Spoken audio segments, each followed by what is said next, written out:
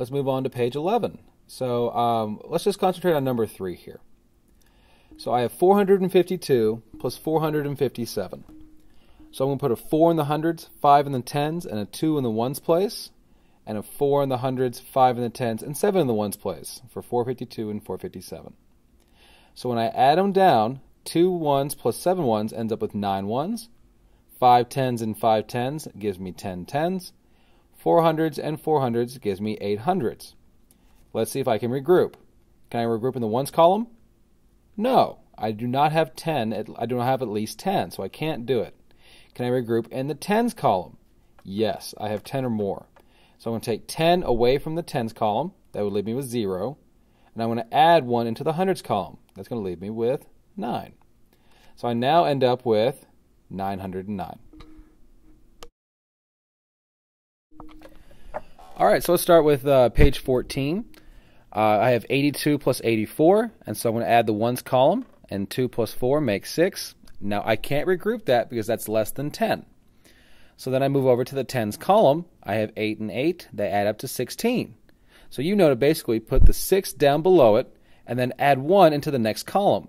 Now there's no numbers out there, but it's basically like having a 0 out there. There's 0 hundreds out there.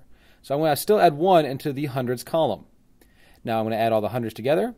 The only one we have is that one I've put there, so I just bring it down. So my final answer is going to be 166.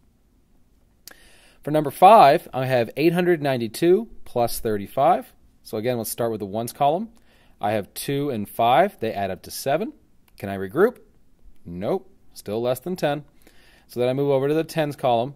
9 plus 3. I can do that one. So I put a 2 down there, and I regroup 1, the 1 we would have had, and put it in the hundreds column. So now I have 1 and 8, and they add up to 9. So my final answer is 927. And our last one for this page, 176 plus 28.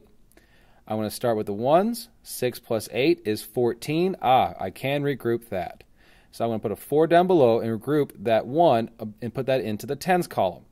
So now I put that 1 up there. I have 1, 7, and 2. I'm going to add them all up. They add up to 10. So again, I can regroup again because I have 10 or more. So I'm going to put the 0 down there, and I'm going to carry 1 into the hundreds column. So that puts 1 plus 1. That adds up to 2. So my final answer is 204.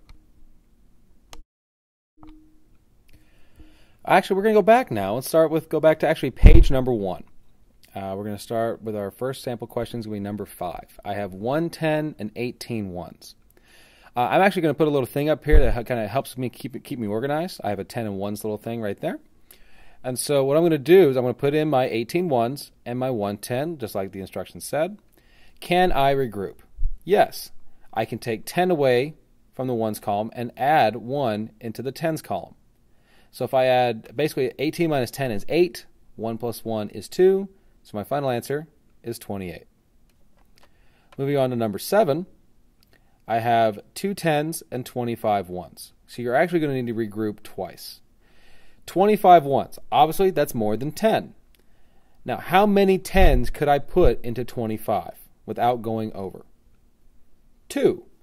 If I took away 2 tens, which would be 20, from the 25, I would be left with 5 ones, and then I would add 2 to the tens column.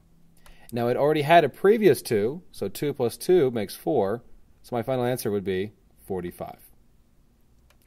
Moving on to number 8, I have 5 tens and 32 ones. 32 obviously is more than our 10, so I can move on to how many tens go into 32 without going over. 3. I can put 3 tens into 32 without going over. So then I'm going to have a 5 plus 3 up there. Now the 2 ones are just going to come on down, but I have 5 plus 3, that makes 8. So I'm going to have 8 tens to it and 2 ones. So my final answer is going to be 82. Number 9, a grocery store had 78 bananas in the store and 13 are in the back room. How many total bananas does the store have? Write a number sentence and find the answer. Okay? So if it has 78 bananas in the store and 13 in the back room, how many total bananas does it have? That seems to me to be an addition question. So I'm going to set up my number sentence like this, 78 plus 13.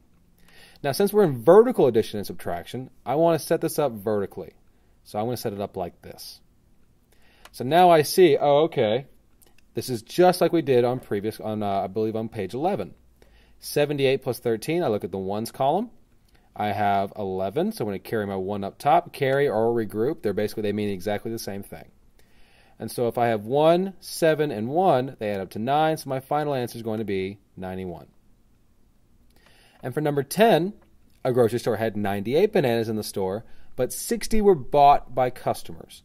How many bananas are left? So I know, oh, if they were bought by customers, this seems to be a subtraction question. So I'm going to set up my number sentence like this. And again, I want to set it up vertically because we're in a vertical addition and subtraction. So then I look, okay, do I need to regroup? 8 minus 0, no. 9 minus 6, no. So that makes a nice, easy answer of 38.